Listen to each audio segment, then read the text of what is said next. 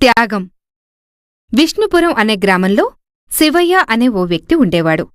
అతను చాలా మంచివాడు, దయాగుణం కలిగినవాడు.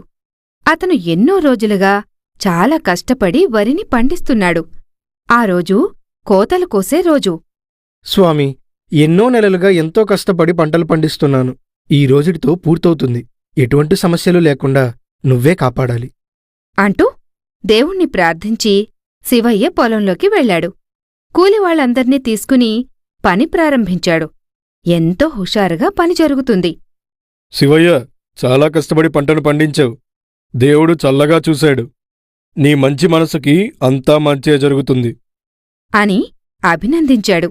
శివయ్య ఎంతో సంతోషపడ్డాడు. అలా సాయంత్రానికి వరికోతలు కోసి కుప్పలుగా పోసి వెళ్లారు. శివయ్య అందరికీ డబ్బు చెల్లించి మిగతా పనులు చూసుకుని వెళ్తుండగా చుట్టుపక్కల చూశాడు. అక్కడ గోదావరి చాలా ఉధృతంగా ఉంది. ఇదేంటి, ఏదో వింతగా ఉంది. గోదావరి పోటెత్తేలా ఉంది. ఈ నది పోటెత్తితే లోతట్టు భూములన్నీ మునిగిపోతాయి. అక్కడ చాలామంది కూలీలున్నారు. వారికి చాలా ప్రమాదం అంటూ భయపడసాగాడు. అయ్యా, అయ్యా, మీకు ప్రమాదం ఉంది. మిమ్మల్ని మీరే రక్షించుకోవాలి అంటూ అరవసాగాడు. కాని శివయ్య మాటలు ఎవ్వరికీ వినపడలేదు. దాంతో శివయ్యకి ఏం చెయ్యాలో అర్థం కాలేదు. కాసేపు ఆలోచించి తన పొలంలో ఉన్న వరికుప్పల్ని తగలపెట్టాడు. దాంతో ఆ మంటల్ని లోతట్టు ప్రాంతం వాళ్లు చూశారు. అయ్యో, శివయ్య వరి కుప్పలు తగలబడిపోతున్నాయి.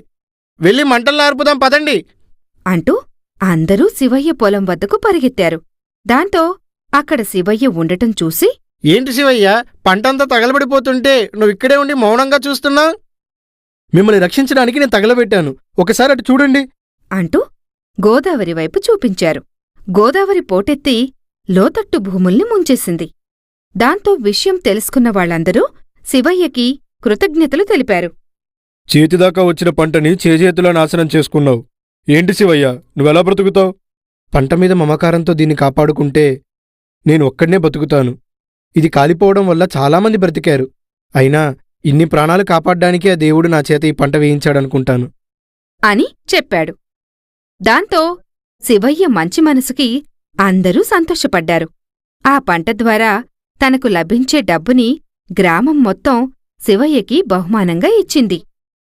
ఈ కథలోని నీతి: ఎదుటివారి ప్రాణాలు రక్షించడం కంటే ఉత్తమమైన పని మరొకటి లేదు.